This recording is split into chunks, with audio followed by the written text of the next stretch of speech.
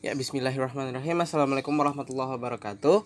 Saya Arga Laksita. Di sini saya akan menjelaskan cara mengerjakan tugas dari mata kuliah Geometri Lukis. Soalnya yang ini. Nah, dengan menggunakan aplikasi GeoGebra. Jadi kita buka dulu aplikasi GeoGebra-nya.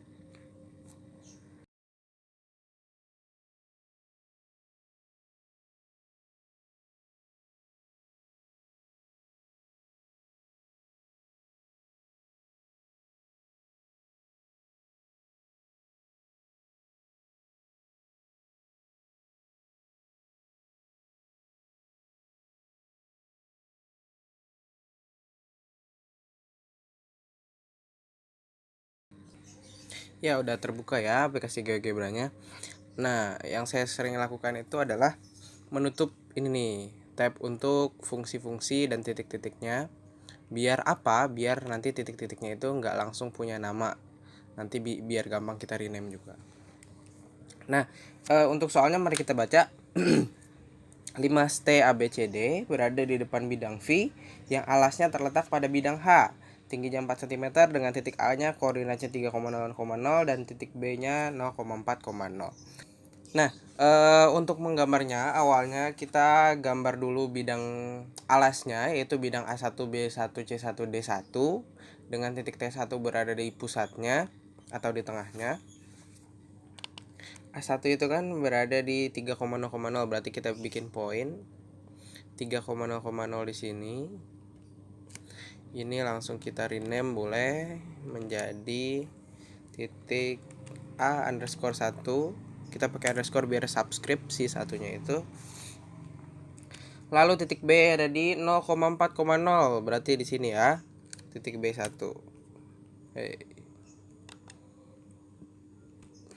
Titik B underscore 1. Nah, sementara titik C1 dan D1 itu kalau GeoGebra ada tools untuk memudahkannya, yaitu di bagian polygon kita ambil regular polygon. Ambil titik awal, ambil titik selanjutnya, terus kita tulis berapa sisinya, 4. Dan dia akan langsung otomatis membuat titik lainnya. Nah, tapi kan kita mau menggambar juga pakai milimeter block atau lembar berpetak, jadi jangan pakai tools ini dulu. Nah, titik C satunya itu berada di mana? Titik C satunya itu berada di, kita lihat dulu. C1 itu kan tegak lurus sama garis AB ya. Berarti nanti dan jaraknya juga sama. Berarti ini kan karena dari A1 ke B1 itu turun 4 kotak dan dari ke kirinya itu 3 kotak. Berarti dari B1 mau ke C1 itu turun 3 kotak, ke kanan 4 kotak. Jadi dibalik perhitungannya. Jadi di sini. Ini adalah titik C underscore 1. D1 gimana? Sama, cuman kayak dibalik lagi aja. Berarti 3 kotak ke kanan dan 4 kotak ke atas. Berarti titik D1 nya itu berada di 1, 2, 3, 1, 2, 3, 4. Berarti di sini. Ya, kita rename jadi titik D1. Nah, selanjutnya untuk memperbagus aja sih, biar poligonnya kelihatan atau bidang alasnya kelihatan, kita gambar pakai poligon. Nah, ini adalah bidang alasnya. Sementara titik T1 ada di mana sih? Titik T1 kan itu ada di tengah-tengah. Berarti kita pakai segmen aja. Dari A1 ke C1 kita ambil diagonalnya. Diagonal yang lainnya juga kita ambil untuk mendapatkan titik tengahnya di sini nih. Nah, titik tengahnya ini kita gambar jangan pakai poin, tapi pakai intersect untuk lebih pasnya berada di mananya. Nah, ini adalah intersectionnya. Kita rename jadi titik T underscore 1. Nah, supaya nggak bertumpuk ini garis-garisnya, kita ganti boleh ini garisnya itu menjadi garis putus-putus misalnya. Ini kan garis tegak segitiganya ya. Nah, gitu. Nah, sementara lanjut ke bidang V. Bidang V itu memuat titik A2, B2, C2, D2, dan T2. Nah, untuk A2 itu pasti akan sama dengan A1 karena A1 itu nempel sama sumbu X-nya ya. A1 nempel sama sumbu X-nya, berarti ketika diproyeksikan ke bidang V atau bidang belakang, dia akan sama dengan A1. Berarti A1 nanti akan sama dengan A2. Tapi titik lainnya kan tidak nempel sama sumbu X ya. Berarti mereka punya titik B2, C2, D2 yang berbeda, yang harus tegak lurus sama sumbu X ini. Berarti kita ambil perpendicular line. Perpendicular itu kan artinya tegak lurus. Nah, sumbu X akan tegak lurus dengan titik B di sini. Sumbu X lagi kita klik, akan tegak lurus dengan titik D. Lalu kita turunkan. Sumbu X akan tegak lurus dengan titik C. Juga sumbu X akan tegak lurus dengan titik T1 sini. Nah, lanjut kita ambil intersection lagi. Di sini adalah titik untuk B2-nya di sini nih. Kita ambil poin aja. Ini adalah poin untuk B_2. Sementara ini, ini nggak ada garisnya, jadi nggak. Ini bisa intersection. Ini adalah intersection untuk C2. Ini adalah intersection untuk D2. Nah, sementara untuk T2 dia itu bukan di sini. Ingat lagi, T2 itu adalah titik puncak. Titik puncak itu kan tidak ada di dasar ya. Dia memiliki tinggi. Istilahnya dia nanti akan berada di atas sini. Nggak nempel sama sumbu X. Nah, yang kita harus taruh adalah proyeksinya aja dulu. Proyeksinya dulu. T1 akan diproyeksikan ke T2 itu nanti akan berada di sini, ya kan? Tapi ini bukan ini bukanlah T2. Ini cuma proyeksi dari dasarnya aja. Proyeksi untuk sumbu X dan sumbu Y-nya aja. Nah, berarti ada di mana? Karena kita bisa lihat di soal, tinggi dari limas tersebut adalah 4 cm. Berarti dari sini nanti kita akan tarik 4 satuan ke atas atau ke sumbu Z. Berarti di sini ya. Kita ambil poin karena ini bukan intersection. Kita ambil poin dari titik ini 4 kotak ke atas, berarti ada di sini. Ini barulah kita namakan, kita rename dengan T_2. Nah, titik T2-nya di sana.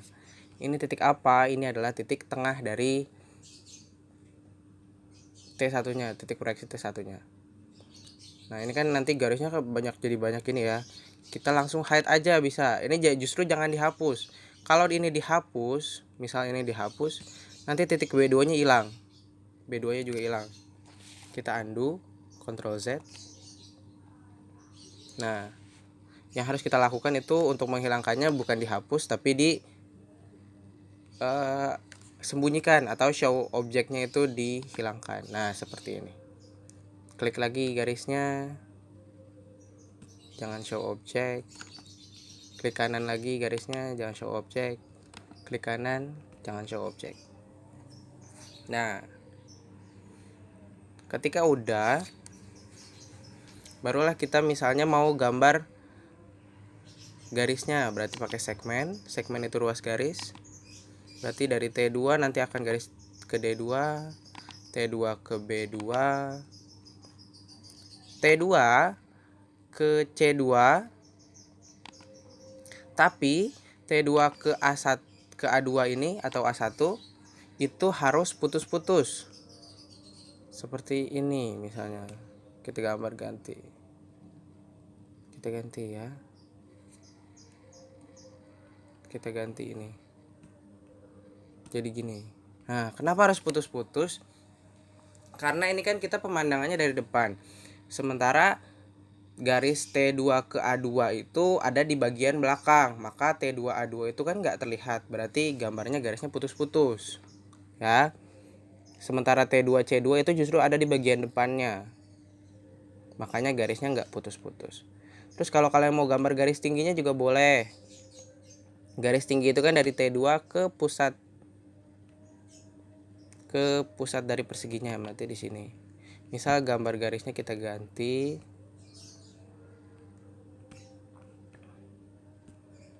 jadi titik-titik, boleh. Oh iya, jangan lupa gambar juga proyeksinya. Proyeksi itu misalnya kita ganti pakai garis putus-putus ini. Garis putus-putus ini nih. Bisa ini garis putus-putus ke sini. Salah.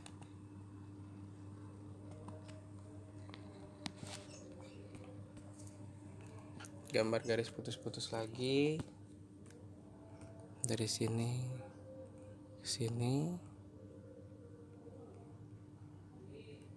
Garis ini ke sini.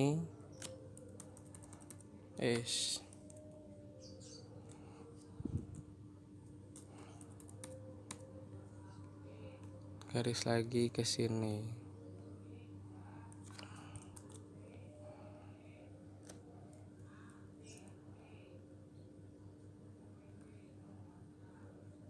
Sini. Dan ini ke sini. Sebagai bukti proyeksi aja sih. Kalau ini nanti akan diproyeksikan ke sini. Nah, ini proyeksinya misalnya kita garisnya putus-putus. Titik-titik boleh. Terserah kalian ya, ini ada banyak macamnya. Ini kita ganti putus-putus titik-titik sebagai tanda kalau dia itu proyeksi. Nah. Oh iya, jangan lupa lagi kalau dari B2 ke A2 itu ada garis dari B2 sampai D2 maksudnya. Nah, jadilah segitiga pemandangannya karena ini sebuah limas. Selesai, kita lanjut ke bidang D di sebelah kiri. Untuk menggambar di bidang D ada dua cara. Kalian bisa proyeksikan dari bidang H-nya ataupun bidang V-nya. Dan sebenarnya kita masih membutuhkan kedua bidang sih untuk menggambar di sana. Kenapa? Karena koordinatnya yang berbeda membuat nanti hasil di bidang D ini akan berbeda. Contoh kita mau gambar A1, akan diproyeksikan ke D sini, ke bidang D. Nah, A1 ketika diproyeksikan itu nanti ternyata akan sama dengan B2 di sini. Ya. A3-nya itu nanti akan sama dengan B2. Karena koordinatnya. Sementara B1 diproyeksikan ke bidang D itu kan akan menjadi B3. B3-nya ada di mana? Nah, ini kita membutuhkan bantuan jangka kalau kalian gambarnya menggunakan kertas berpetak. Tapi kalau di GeoGebra ini kita menggunakan ini. Aplikasinya Circle with center through point. Berarti kita gambar poin titik pusat lingkarannya dulu ada di tengah, di pusat koordinat menuju ke titik tersebut. B1. Nah, titik B3-nya ada di mana? Titik B3-nya ada di sini. Ini adalah titik B3. B_3.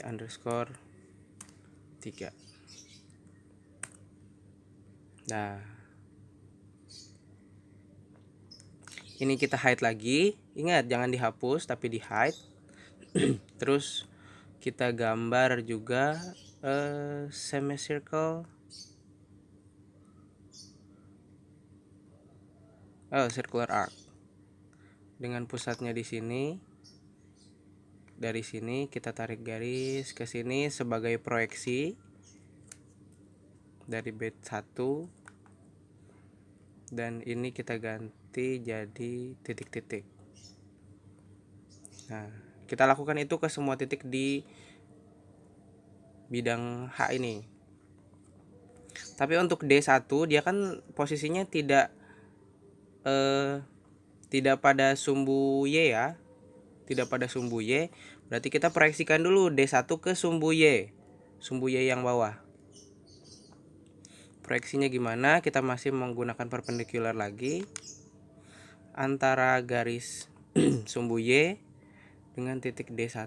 Oh, ternyata intersectionnya itu ada di sini. Berarti kita gambar lagi sebuah lingkaran. Yang ini circle with center with true part. Dari pusat koordinat ke titik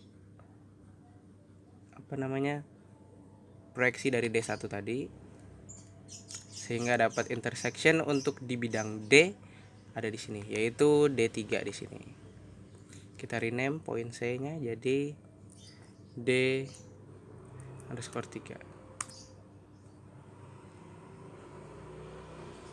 Nah, kembali lagi ini kita hide. Ini juga kita hide. Kita gambar segmen lagi.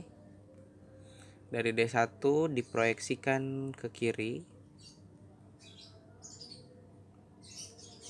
Terus kita ganti biar enggak berantakan. Titik-titik. Juga kita gambar circular arc dengan pusatnya di sini. Dari D3 menuju pusat titik proyeksi. Pencet escape kalau mau gampang. Klik kanan. Kita klik di sini, ganti. Nah.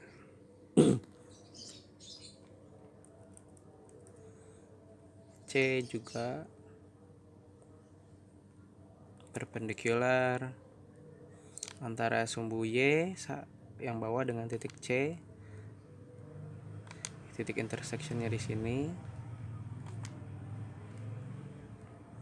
Kita gambar lagi circle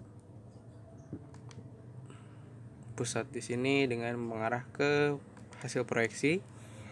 Didapat titik C3 nanti ada di sini. Klik kanan. Rename C_3. Kita hide objeknya. Ini juga di hide objeknya. Kita gambar segmen proyeksi C1 ke sumbu Y. Klik di sini. Ganti sumbu proyeksinya.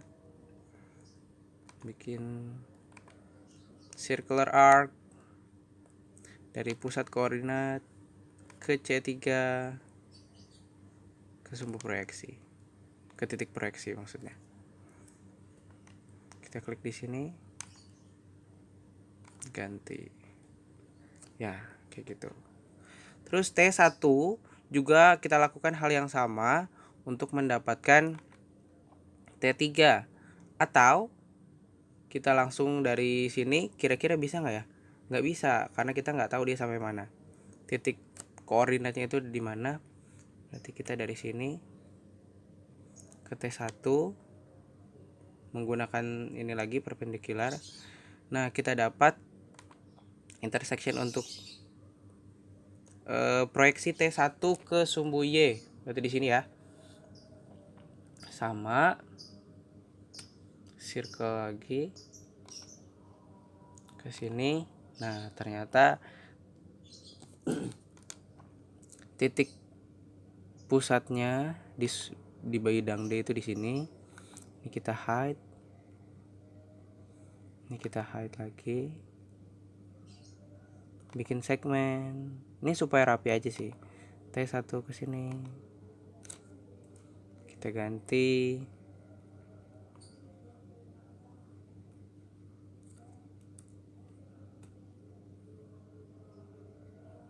Enggak.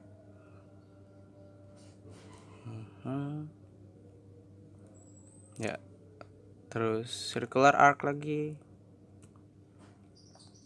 dari pusat koordinat ke sini ke sini.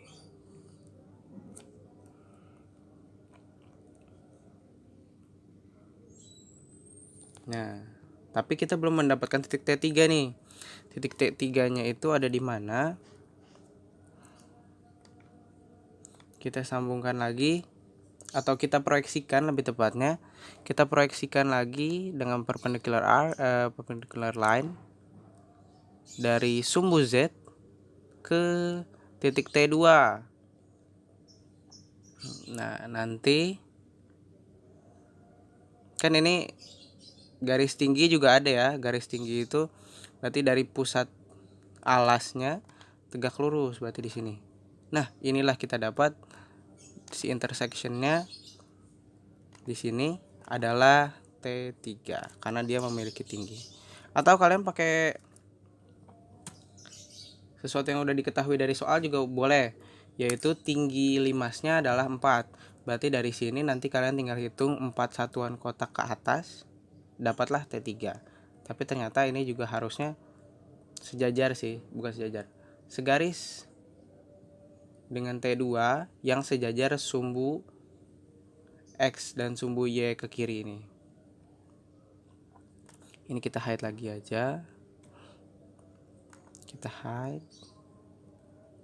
Nah, yang perlu kita gambar di sini adalah T3 ke A3. A3 di sini, ingat lagi tadi dia. A3 di sini. T3 ke C3. T3 ke D3. Sementara T3 ke B3 itu dia putus-putus. Dia putus-putus nih. Kenapa? Karena di bagian D itu dia penglihatannya dari samping, sudut pandangnya sudut pandang dari samping.